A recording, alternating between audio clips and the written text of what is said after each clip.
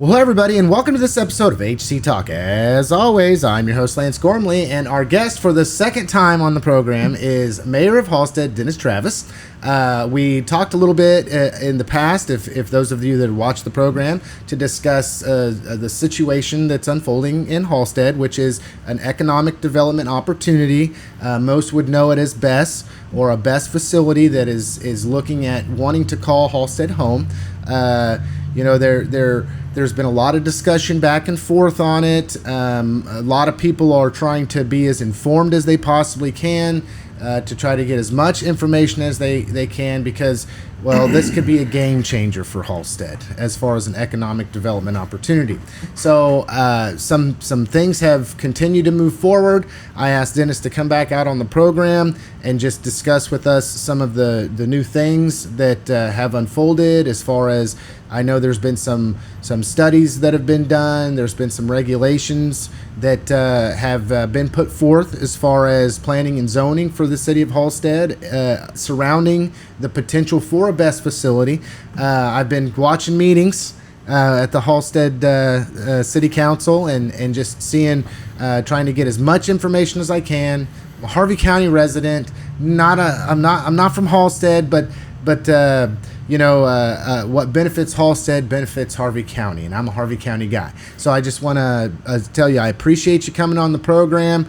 For anybody that wonders how these interviews go, by now you should know that it's more of just giving a voice or a mic to the individual sitting across the table from me. So without further ado, Dennis, I just want to hand it over to you to tell me what's on your mind. Well, Lance, I have been on here one previous time, and since then, a lot has developed.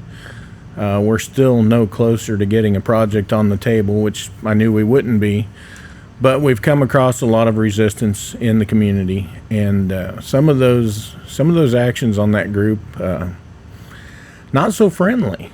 I did put together my thoughts of what I've been through the last couple of years, and I wanted to kind of go over them just to outline what I'm seeing, what's happened to me. And perhaps when I get through this, then we can parse it out and you can ask me any direct questions or bring new questions to the table. No problem. Absolutely. So with that, I'm going to try to get my glasses on with these headphones on. You got to have the headphones for the experience. Right. And these are my personal thoughts. And they kind of outline what I've been through. So the most embarrassing part for me is how the developer was treated in this. They're willing to come to town and invest millions of dollars in infrastructure. They build these plants to generate revenue, not to fail, not to cause harm to the environment or risk injury. They're looking to optimize performance and reliability so they can make money. That's what a developer does. From the onset, I said we wouldn't commit to allowing this project to happen until all the data was on the table. We're not being allowed the opportunity to do that, and I believe that is wrong. I've been transparent, out in the open with my position, sharing the data, and I have made myself available to sit down and discuss the project with anybody that wishes to do so. In contrast, the No BESS group has hid behind the facade of a private Facebook group, allowing anonymous posting so nobody can be held accountable for what BS they spew, posting pics of people's homes if they had a Power Up Halstead sign in the yard, which is just ridiculous. And then a member of that group stood before the entire community of Halstead at a council meeting professing she was there to speak on behalf of the Holderman Mennonite. We all know she wasn't authorized to speak on their behalf, yet now she's running for a council seat? Come on. This lady is willing to exploit an entire group of people that will not come forward just to serve the narrative of the No BESS group. The leader, or the Grand Poobah as I call him, is most famous for his Facebook tagline of "Be the neighbor you want for a neighbor." Do you think he's thought about that statement during his exploits against me? Meanwhile, he and his cronies lodged a recall petition against me. It failed to meet the minimum standard to move forward. They tried to get the council to make a motion to censor me. And most recently, they've made claims that the presentation I did during the work session was a coma violation. How? How was that a coma violation? They've accused me of violating their First Amendment rights while trying to squelch mine in the same breath. They have tried every play in the far-left woke handbook to cancel me, but here I am, in their face, and this is where I'm going to stay. I have truth, facts, and integrity in my corner while they continue to spread misinformation, fear, and campaign to discredit me as a person because they can't take me on intellectually. The worst part is the local media outlets eat this up. Why? Because it sells airtime and papers. By far, the most honest reporting on the issue at hand has came from HCTalk and from the Newton Kansan, and for that I'm thankful for you guys. The developer's $1.4 million invested to this point.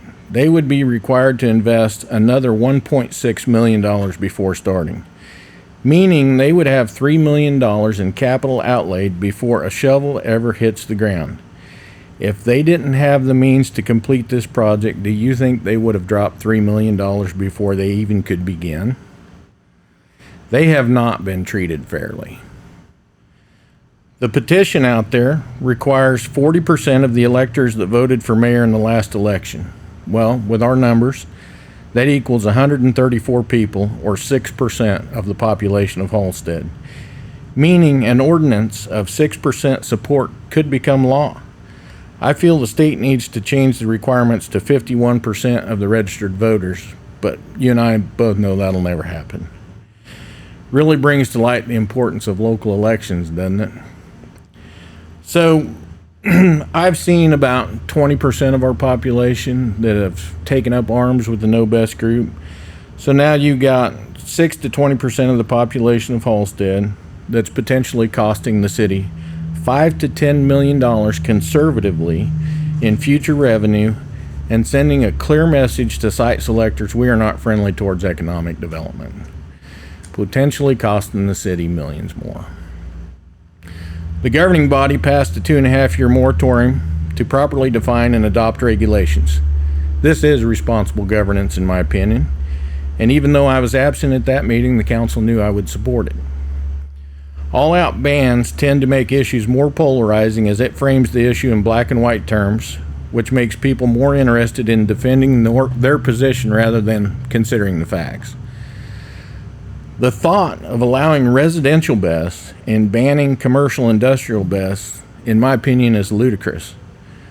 Residential BESS is not held to the same standards. There are no UL 9540 and NFPA 855 requirements on residential BESS, and it definitely presents more of a risk to property and life than a commercial BESS in an I-2 industrial park.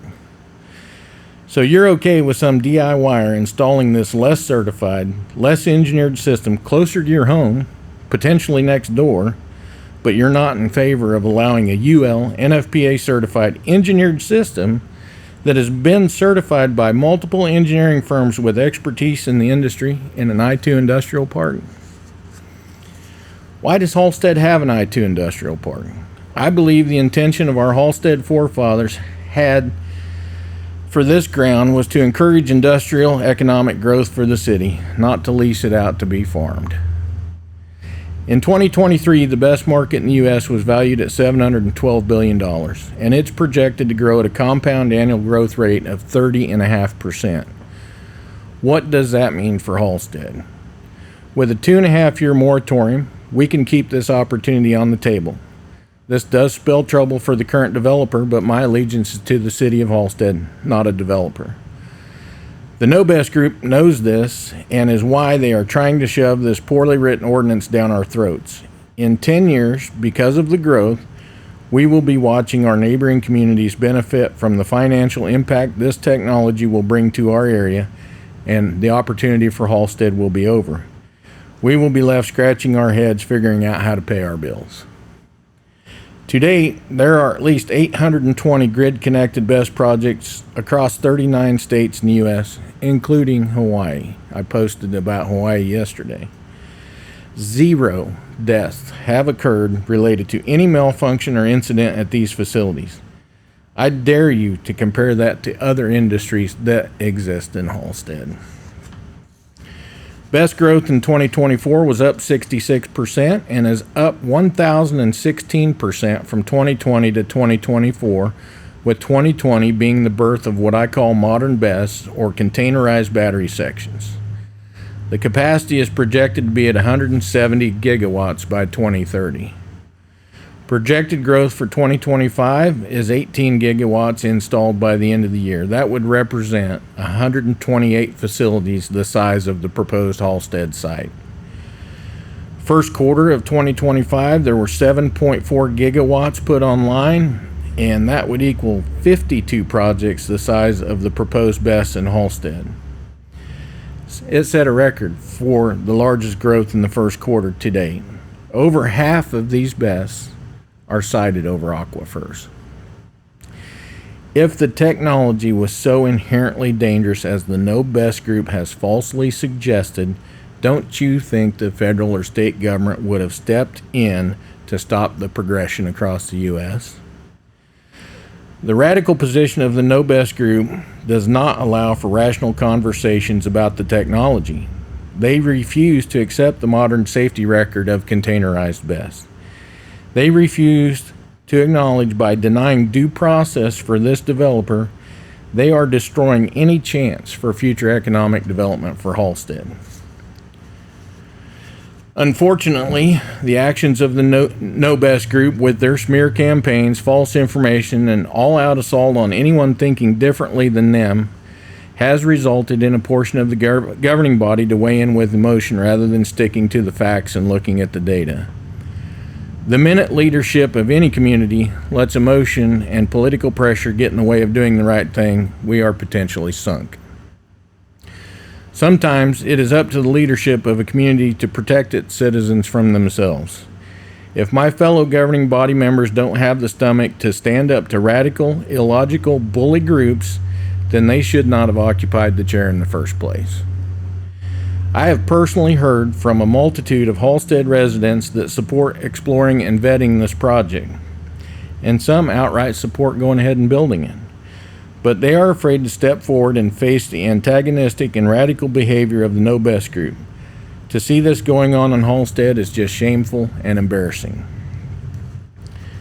I have intensely researched this economic opportunity for better than 2 years now. I have served the energy sector of Kansas for 37 years.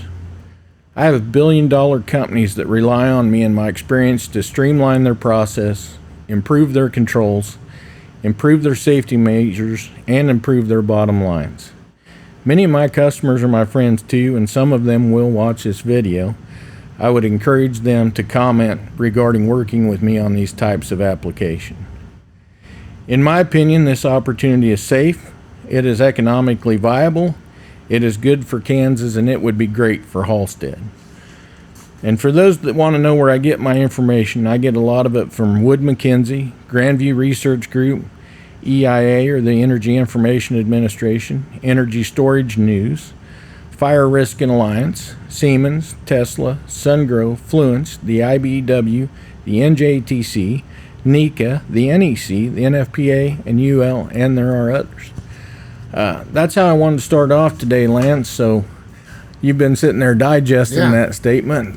Fire away. Well, I just got to say that is a lot to unpack. It is. And you covered very well in an articulate way, I think, where you stand on it. And I appreciate that. I watched the Halstead council meeting. I think it was a planning and zoning, or it was. I don't think it was a regularly scheduled meeting, but you on there had gone through and done a PowerPoint presentation. That was a work session. Session.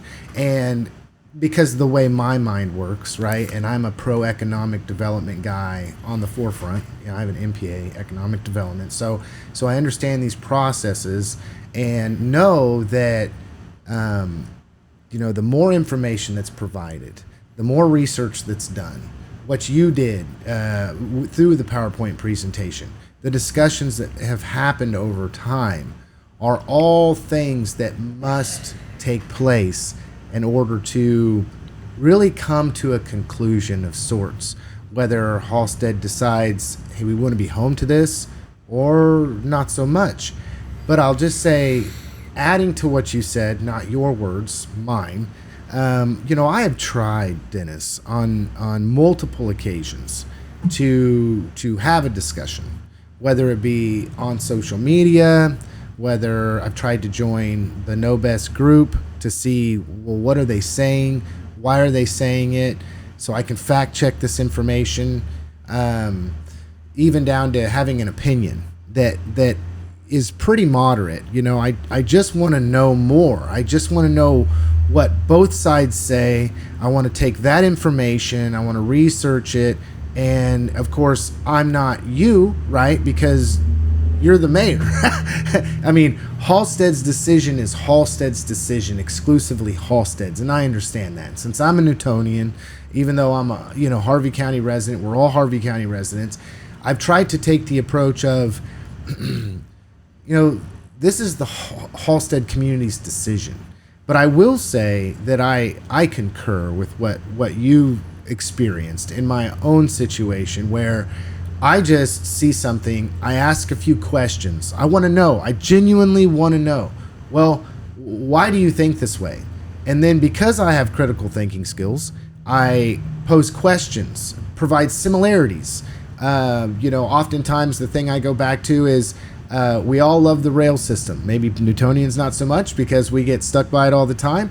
But it's the life vein of industry across America. It's a necessary evil. Yeah. And so I've thought about it in a way in which, okay, there's a railroad running right down the middle of Newton. There's railroads that run right down the middle of many western Kansas towns, because that's just what we built our towns around, was the rail system, right? So Halstead, equally the same, has a rail system.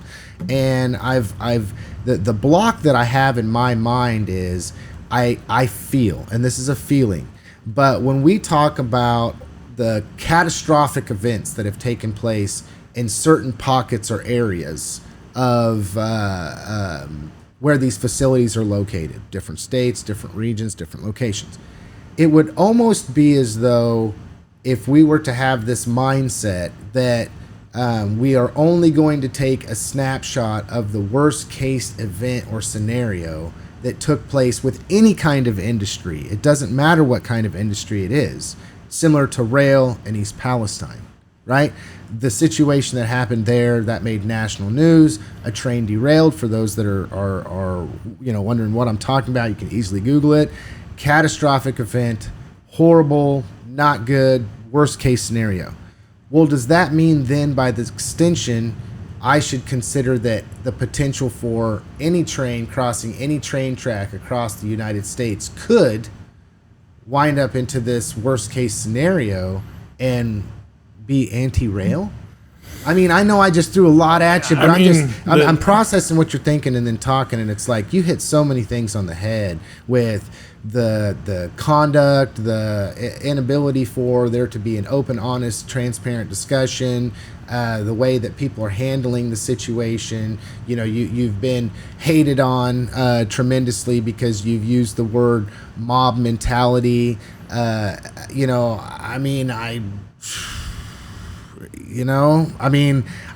don't want to have an opinion on that, but I feel like I've seen this same type of thing take place where people are against something before all the facts come out. It's almost like, and not to get off track here, and I know I'm monologuing, and this is your time, Dennis, but just to throw some things back at you, it's like the guilty until proven innocent mentality right. in the country.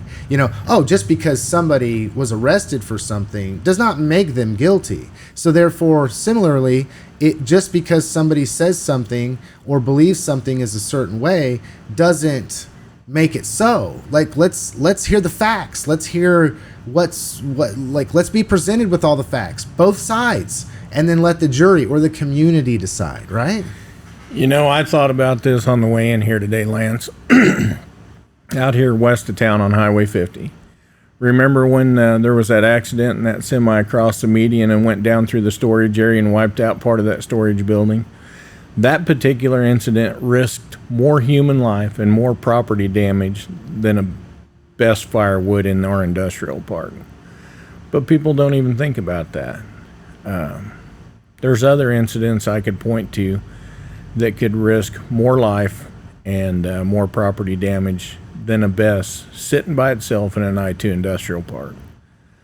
I just don't get it. At some point, you know, you have to put a level of common sense towards some of these things, and you have to understand how fires and like that can get started on an industrial apparatus.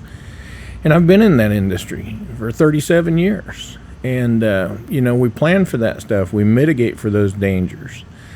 And honestly, if you look on the EPRI data right now, since Moss Landing, as far as I know, there's only been one other small BESS fire in the U.S., and it was a very small BESS inside a building in a data center.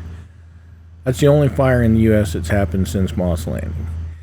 And I covered Moss Landing pretty well during that work session, explained how those batteries were sitting in that long turbine hall, wide open, easily exposed to water or mechanical damage or anything else. And I contend that was a bad idea. It was a bad idea from Jump Street, and the engineers should have never put those in like that.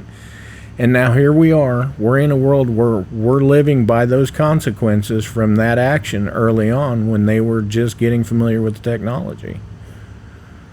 Yeah, it's and I got to say I appreciate the shout out. You know, something that we try to do here is to provide a mic for people to talk and project it to the world. And I got to say, no hurt feelings here, but I've reached out to the No BESS on multiple occasions and said, hey, if you have anybody, any representative that would like to come on and discuss, you know, what you think are the negative things that could potentially take place. I mean, what are your thoughts? I want to know why you believe what you believe, and I'm not here to go against what you're saying. I want to know what you're saying. I want to hear both sides of it, and then I want for people to decide what they hear and to be able to think and process through and get information and research, you know, a platform to speak. And still yet to this day, that's just not even been an option. And I've just seen something that I really don't like, about the situation is as I'm trying to pursue more information, that it seems like there's only a one-way projection of information from the No BESS group, and I'm not bashing anybody there. You know, I mean, fear is a strong motivator, right? Sure. And emotion plays into our ability to think critically, and I understand that. Nobody wants for there to be a Moss Landing type event, right? No, anywhere, you not know? at all. But you know, can you touch a little bit more on the personal aspect of what you've experienced? You covered some things in there, but what I've learned about you in this situation, and to be quite honest, I don't think we really knew each other before this cropped up.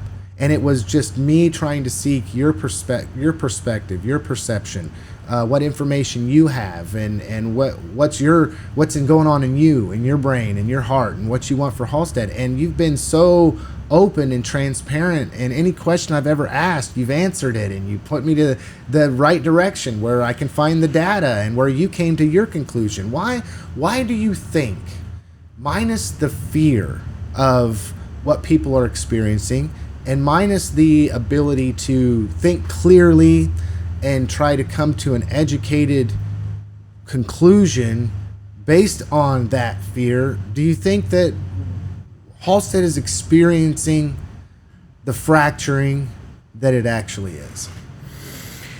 You know, the other point that's difficult for me, I have good friends on the No BESS side of the argument, and you know, I've expressed to them that they're entitled to their opinion, and I didn't want our difference in opinion to weigh in on our personal relationships. I've also had people that were growing as friends that are on that side of the argument that have absolutely ruined any chance of moving forward with me because of some of the things that they've said and other. And you know, they hide behind that private Facebook group. They post anonymously. But I get text messages and tips all the time. Here's what they're saying today. And I'm like, yeah, it's water off a duck's back. Yeah. I get people that call me that support the project, that are legitimately worried. Are you holding up? Are you okay? I'm like, I'm a big boy. I'm thick-skinned. I would just assume that these people are coming after me rather than them going after any of my council members, any of the planning and zoning board members. Just let them focus all their negative energy on me. I can take it. But yeah, I don't understand. You and I are both critical thinkers. We want the information on the table to make an educated decision. We haven't been given the opportunity to get all that done. And why they've taken such a radical position against this technology when all the data I find out there regarding modern BESS shows the massive improvements in the safety. They show the reliability of it. I mean, for God's sakes, they just started up, I think it was a 200 megawatt BESS in Hawaii that's connected to solar. Those people are trapped on an island. They can't get away from it if it does have a big problem. And again, I contend to say that if these were as dangerous as what they're trying to make them out to be, other states, 39 in the U.S., other states would be looking at it and would be trying to stop it too. After Moss Landing, everybody came out and said, oh, California and Texas is going to stop building BESS. Have you seen that happen? No, I've seen absolutely the contrary to that, and they've started up multiple units already this year. I think there's 28 projects that have started up already this year. So the growth in the industry is there. And I contend that growth is only going to be available, probably we got maybe a 7-year window. If you don't have a project on the table in the next 7 years, you're going to miss the opportunity. And the reason that I'm defending at least looking at this so hard, with that particular parcel being next to that substation where it is, there's other restrictions with some easements that were created by overhead lines and everything else. So the lot itself is kind of chopped up, and it's not viable for standard like aircraft manufacturing or anything like that because of the height restrictions on buildings and stuff. It is uniquely suited for this application. It really is. And again, the money's there coming back to the city. And the other thing that I see, you know, I've been involved with that governing body for 13 years. I was off of it from 2017 to 2019, but since 2013 I've been involved except those 2 years. And this year at budget time, when we did our first work session on budget, this is the first time that we've ever looked at where we need to trim the budget to meet our budget numbers, where we have to trim. And there's people out there on the negative side of the argument that say, oh, they're only doing that because they want to show that we really need this, and that's not true. Whether we do a BESS or not, we have to tighten our budget up in Halstead. The biggest thing is we've got that ISO rating of a 3 on the fire department. We have an aging fire engine, and once it hits that 20-year mark, the credits we get that go toward our ISO rating go away with that engine. So we've got to replace it. That's a $700,000 proposition. And so somehow we've got to pay for that fire engine. And I've got people in town that want improvements on parks, and, you know, a splash pad has been mentioned several times. I got two hands, and I got a need for a $700,000 fire truck over here in my left hand, and then I've got the want of the community for a $700,000 splash pad in this hand. Which one should we be pursuing? Well, you almost don't have much of a choice. We in don't. A situation like that. If we don't maintain that ISO rating, what people don't realize is their homeowner's insurance will go up. Yep. So either we raise taxes a little bit, buy that fire truck, and keep our ISO rating where it is, or we let our ISO rating drop, and your property owner insurance is going to go up anyway. So, you know, pay me now, pay me later kind of thing. And look, I've spent a lot of money investing in my property in Halstead and made improvements to the lot since I've bought it. And I don't like paying taxes either. But at the end of the day, if we want to maintain the level of service that we have, there's got to be some give. Either we got to have economic development, or we're going to have to raise taxes to capture that revenue. And say you're of a person with the mindset that I call it the cake and eat it too here, but something just dawned on me.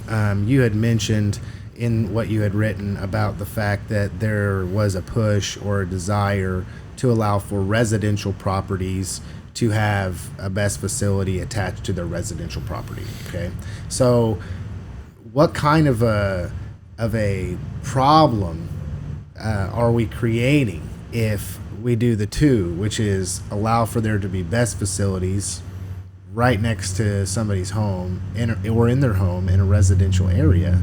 If something goes wrong, because of course we've got to think about that then we don't have the necessary fire services provided because we were dealing with aging, I'll call that infrastructure, or aging components to provide a service.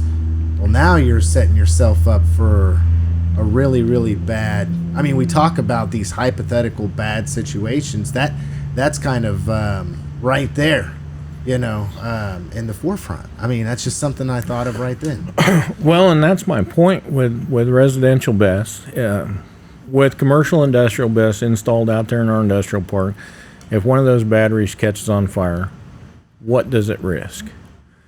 Potentially propagation to the next unit, but if you follow NFPA, they're going to be spaced far enough away that propagation is not going to happen.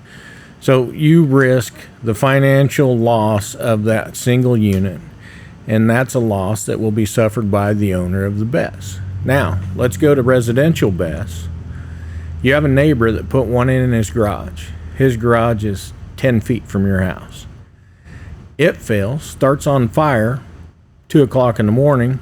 Him and his whole family are asleep in his house. You're asleep in your house. That fire gets big enough that your house now catches on fire. And that's why I say residential BESS, in the easiest terms, potentially risks lives and more property damage than industrial BESS does, just from the sheer point of where it's located. Yeah, and even then, I'll say this: you talk about we hear so much about this moss landing, and you had mentioned how let's say that wasn't a good situation. I'm almost 100% sure from the research that I've come to understand that they fixed their mistakes, and that was in the past, and they're moving forward. Not moss landing particularly, but just how they implement it, the regulations that are surrounding. Yes. And see, and what a lot of people, I think, are overlooking is this is normal with any new industry and technology, right? If you have something, we think this is good enough, but this is new technology. And sadly, it's when something happens that then we say, oh, wait a second. We're going to have to do this different to prevent this from happening. So as we move on down the road, what we see today, and I'll just call it the modern vehicle, right, up into battery operated vehicles or Teslas or things like this versus, the Model T. Right. So over time, industries have a way of improving. And even then, not to give anybody this, one thing I was thinking was we want to be cautious because we don't want for people that are like, man, I really think I'd like to have a BESS type of a battery that goes in my house. Like, don't be afraid of it, folks. They wouldn't be running around selling people batteries and putting it in your house if there wasn't a knowledge that has come to be and regulations that come to be that they don't just do this willy-nilly, that they're not just going to throw something in there. It's not like it's not like you're grilling in your garage. You know what I mean? If you want to, say something, you're not starting your grill and putting lighter fluid all over it in your garage, And actually the idea of grid scale BESS started about 2012. So that's when some of the first trial units went online in 2012, and they had a lot of accidents, especially over in the Asian European market. And they just don't conform to the same regulations, same OSHA requirements and things that we do here in the U.S. And that's why sometimes in the U.S., we think it's a pain in the neck to get a project going, but those regulations are in place for health and safety of everybody involved in those projects. So 2012, birth of grid scale BESS. They've had several years to iron out the technology, and by far the biggest improvement was when they went to the containerized batteries that limited the airspace around the batteries, came with the deflagration panels and everything to keep these from pressuring up during an off-gas event. And then just switching the technology from the NMC to the LFP batteries. The LFP batteries are a lot less susceptible to thermal runaway. They can actually suffer some physical damage and still not go into runaway, and there's tests to show that.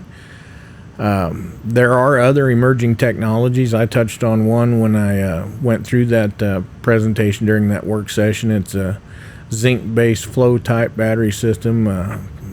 EOS Energy, I think, is the company developing it, and it's called Z3. And that one was kind of exciting because it said right in there that non-flammable, non-toxic, easily recyclable. And the demand for this market is going to feed into manufacturers looking for that next step level, better technology. But in the meantime, I completely feel the LFP technology is safe. Now, there's a difference because home BESS, I'm not sure because I haven't looked into it real deep. I don't know, but I assume that they don't have to meet the UL 9540 regulations, and where commercial BESS does. And there is grading involved in those batteries. Those batteries have to meet certain conditions, and they're a certified battery for that use by the time they leave. And I think that's important. So if anybody's looking at a home BESS, the more research you can do on that battery itself, and the more certifications that battery can meet, well, naturally that should make that battery a safer choice. I know early on LG had recalled a bunch of home BESS that I don't know if any of them really caught on fire. I know some of them got hot and started smoking. And that battery, the LG battery, it was the same battery that they were using at Moss Landing, same battery that Chevrolet used in their Spark model early on. So let's talk about the advancement of technology. I don't know. Can you tell me when the first year was a Tesla was on the market and come out? It's been a long time. I mean, yeah, I could Google it real quick if you want. They've been out for a while, and my point to this is early on when the Tesla model first hit the road, how many fires did we hear about with that particular car? There was quite a few. Versus if you go buy a 2025 Tesla today, and I spent a lot of time on the highway. You know, a week ago I drove all the way to Sheboygan, Wisconsin, and back. You know how many Teslas I seen when I was around? There was a bunch. A lot. The modern Tesla, I haven't really heard of any 2025 Teslas catching on fire. Yeah, and that goes back to that what we're talking about as far as the we'll call this the Model T Tesla. I just Googled it. The Tesla Roadster had its first regular production run in March 2008.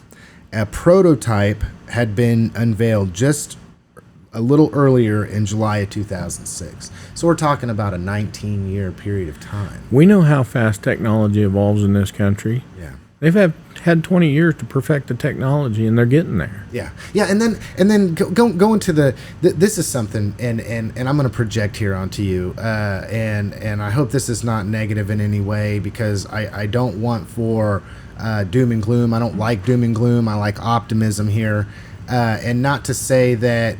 Well, we'd rather take a bad deal in Halstead at our industrial park than no deal at all. I don't want to. I'm not going there either. So for those that want to project that onto me, but for me to project onto you, Dennis, you know, Halstead's not a big community, okay? And when you're looking at the potential for an economic development prospect of any kind, there are some negatives that Halstead has as far as a site selector would be concerned. As far as major manufacturing, not going to happen. You don't have the people. Mid-level manufacturing, still don't got the people. Low-level manufacturing, maybe. Now, I haven't done a study on Halstead, but I'm sure that there are manufacturing facilities that currently reside in Halstead that are hiring. Sure. So then that would mean that, you know, it's not like you have a lot of people that are potentially a workforce, and that's one thing that's looked at.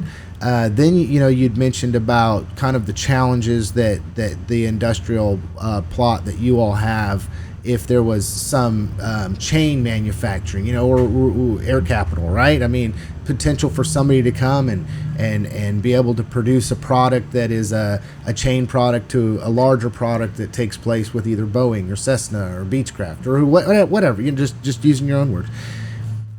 Is it not a very see, and once again, I don't want to be negative here, but I'm just going to throw it out here.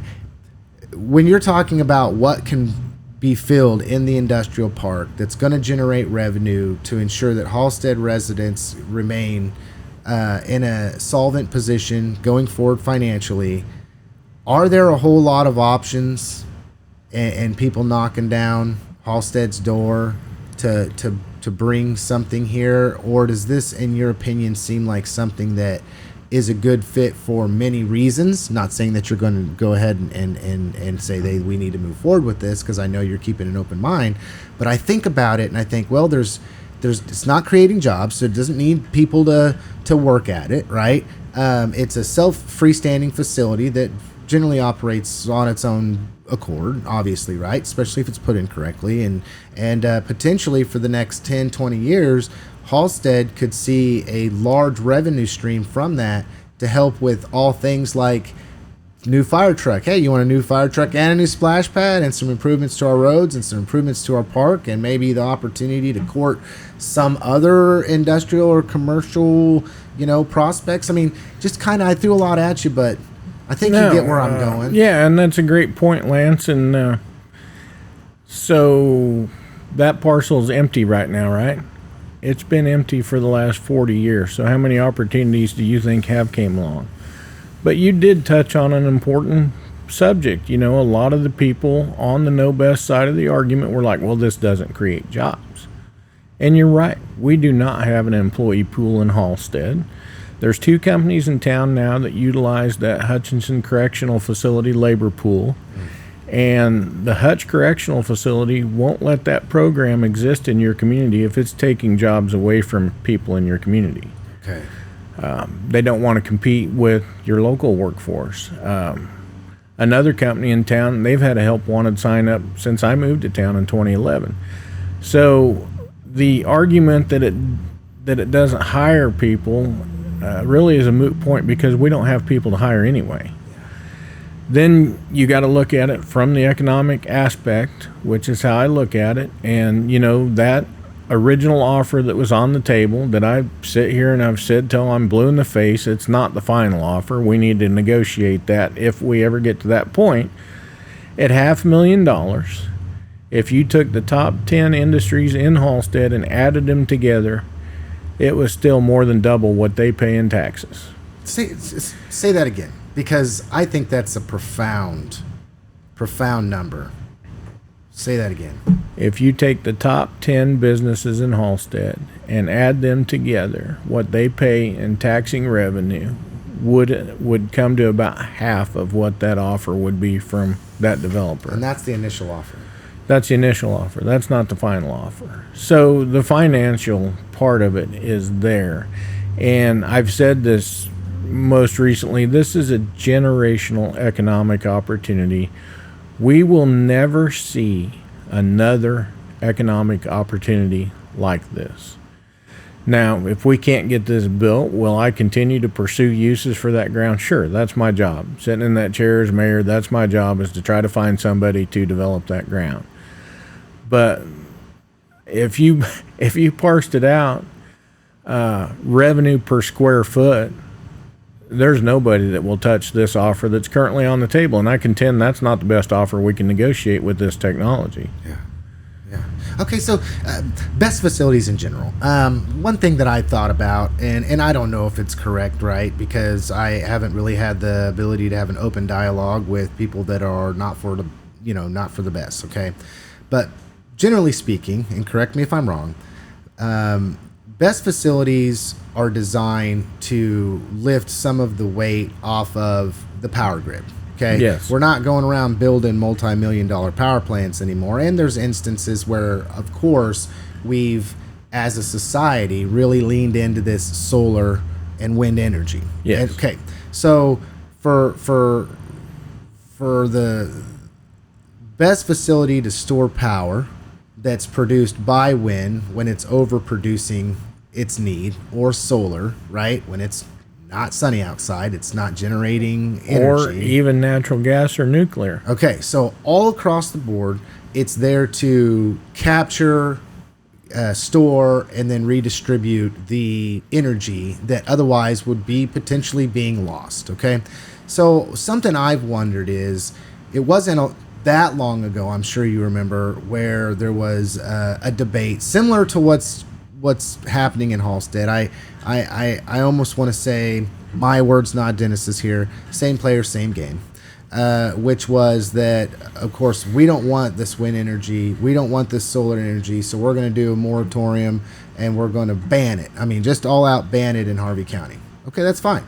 But if you're somebody that is anti-BESS, then my question then becomes, well, are you also anti-wind, anti-solar? And not to broaden the conversation that we're having, but there's so many questions that I really would love just to have answered. And it just goes back to, not saying anything negative about anybody in the no BESS, but how, I'll be straight.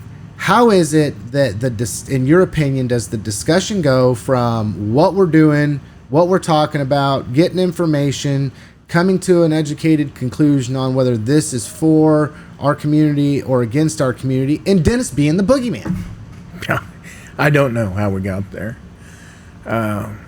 It's like we take it away from the conversation about the topic and then project onto an individual and make the individual out to be the boogeyman. So Right. that's you, right? Because Right. I've seen it. It's detestable in my opinion, right? So how do we get here, Dennis? You sat front and center and watched it. Give me some nuggets, man, for people to see. You know, what the it is. easiest way I can explain it is, you see what's going on the national stage in politics. The minute somebody don't agree with you and they don't have the data to support their side of the argument, what do? They attack you personally. Throwing mud. Oh yeah, they start throwing mud, and I started out blocking a lot of those people off my social media and just completely disengage with them, because if you get in the mud and wrestle with the pig, you're going to get just as muddy as the pig. Yeah. And I've always said that I'm willing to sit down and have an honest intellectual conversation with anybody, as long as you keep it professional and don't attack my character. Listen to the facts I'm bringing to the table, but they don't want to do that. Yeah. I've experienced this, Dennis. I've experienced this myself. I want to ask questions. They're having a conversation. I want to ask where they think about this, how they think about this, why they think this way. And then it's, well, I'm not going to argue with you. And it's like, Right. I'm not having an argument. I'm having a discussion. How did, like you think somebody's arguing here. And then I even have people that will come at me like super, I don't know, insulting, Sure. and it's like even blaming me for doing what they do, which is I'm just writing words out. And I realize that social media is the town square, right? Social media is going to be the death of the country. I don't disagree, but it's the town square at this point in time. And because that's how we communicate, one big problem with that is inflection is lost. So I may be, and we've talked about this on the program before, not necessarily us, but I may be saying, well, X, Y, or Z. I may make a statement, and then that person projects onto what I say based upon how they are interpreting what I'm saying, rather than that's how I'm saying it. Like, I'm not saying, I'm very fact-based, asking the question. I want to know, I'm not trying to make anybody look stupid. I'm trying to, have something to contribute to this discussion, to learn something.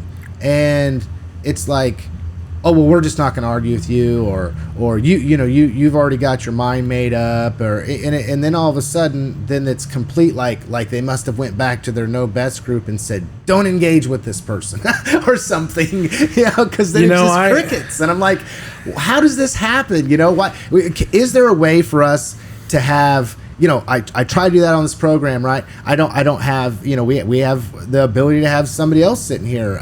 We could have the spokesperson for the BESS, no BESS in Halstead come out here and sit down, and the both of you have a discussion back and forth and make points. I believe in the forum. I believe in people being able to sit down. If there was any way that this discussion could happen, and I think the most productive way is to have somebody sitting here, Yeah. and then they're gone. They said what they said, and the next person can sit down who maybe doesn't agree with what they say, and they can say what they want. It's almost like trying to manufacture I'm going to write you a letter, and then you're going to respond to that letter, and I have to wait for that letter, and then I'm going to write you a letter in response to that letter. That's like a form of communication that's lost on people.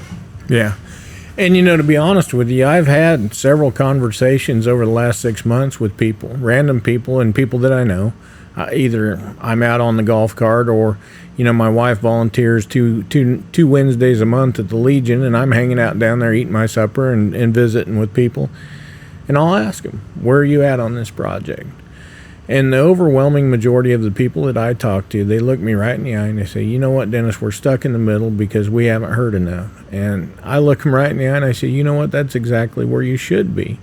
I've always said this is not going to happen overnight. It's going to take some time to get the data on the table. And what I've been fighting for is to have the chance to go through the process, to properly vet this, get the engineering studies done. And in contrast, the No BESS group are doing everything in their power to completely block us from ever giving that developer due process, which is why I have such a problem with it. Give them due process. At the end of the day, we might decide that this isn't a good fit for Halstead, but let them have due process. Now, my guess is the leadership, or the grand poobah of that side of the argument, he's smart enough to know that at the end of the day, the data is going to support doing this project.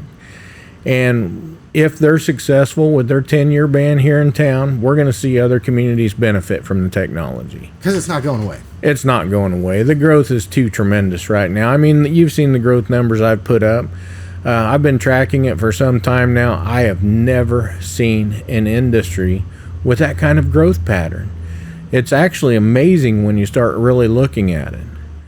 And again, if these were as harmful to the environment or as dangerous to people as what the No BESS group is trying to say that they are, the federal government would step in and squash it.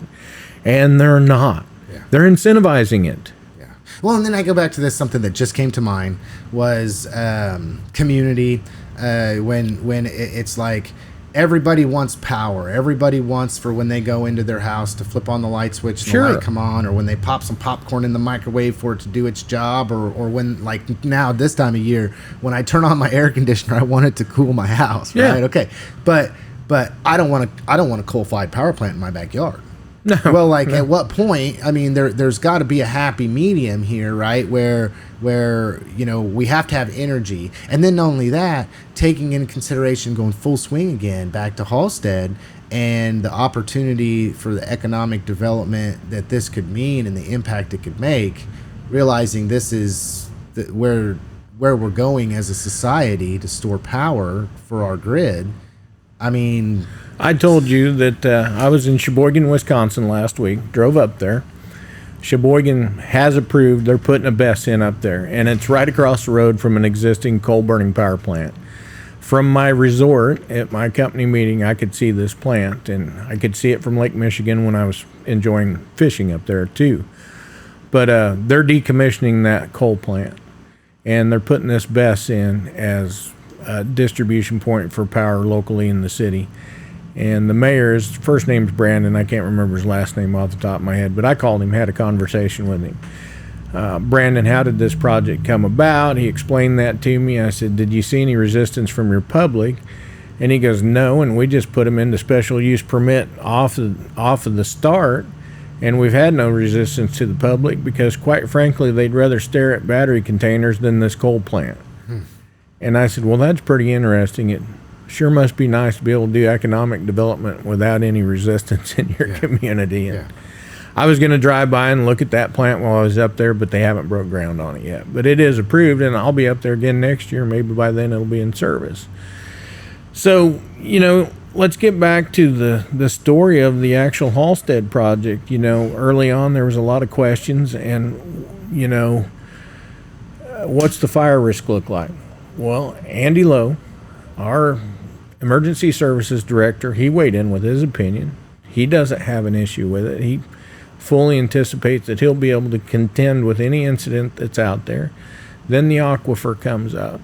So the newspaper interviewed Tim Bays, the manager of the groundwater district in Halstead. And Tim, rightfully so, said, yeah, groundwater's going to be concerned, but this could be easily mitigated. Then the No BESS group were like, well, the developer's not going to own it. Who's going to own it? I had Evergy right there at a council meeting, standing on our podium, basically telegraphing that they wanted to own this facility. In fact, they were even interested in partnering with the developer to build it. So I tried my best to answer those immediate questions that they had, and they totally discounted everything that was said in those open meetings or in the newspaper about, hey, Tim thinks it's good for the groundwater, Andy thinks it's good for fire, and hey, Evergy wants to own it. Those were 3 primary questions they had. Those questions were answered, and they ignored it. And I'm like, I'm just at a loss for words at why they don't acknowledge that those questions were answered. Yeah. And then the whole point is to have communication, open dialogue would then be, what other questions do you have? What Right. other questions can we get answered? And they do have several questions, and those questions would have been answered by those engineering reports during the special use permit process, which I don't know if we'll ever get there now with this citizen-driven ordinance, and it's a bad ordinance. It could have effects on other existing companies and businesses in town. For one, Health Ministries has a battery backup refrigeration system to keep their vaccines cool if they lose power. The school buses. I believe we've had some attorneys review their ordinance, and they've pointed out these things to us. And at the end of the day, they've got the signatures. They're going to be able to drive this, and either the council can accept it or we can push it out to the election this fall. I don't know what the council will decide to do. I want to push it to the election. Let the people in the community weigh in on how they feel about it. And right now we have a 2.5-year moratorium in place anyway that the council did. And in my opinion, adopting a straight out 10-year ban, because we don't know what technology is going to do in the next year, let alone the next 5, it would be stupid to ban this and completely shut ourselves off from this being an economic opportunity for the city. All right, Dennis, we're coming into the program. Just want to give you the opportunity to have the last word. What do you got to tell everybody? I think I said it pretty clear in my opening statement today. Those are the things that are weighing heaviest on my mind. And, even though we have this potential blockade coming at us, I'm still open to talk to anybody in the community that wants to search me out. I'm pretty easy to find. And I'll sit down and have a conversation. And I don't know everything about this technology yet. I still learn every day too, but I think I'm pretty well versed in it. And, again, I serve that energy market and have for 37 years. It's not like I'm coming from a position where I don't know what I'm talking about. Yeah. All right. Well, I appreciate you, Dennis. I appreciate you coming on the program. I appreciate you being open, transparent, and honest. I just like to tell everybody, thank you for listening to this episode of HCTalk. As always, I was your host, Lance Gormley, and our guest on the program today was Halstead City Mayor Dennis Travis. Have a good one, everybody.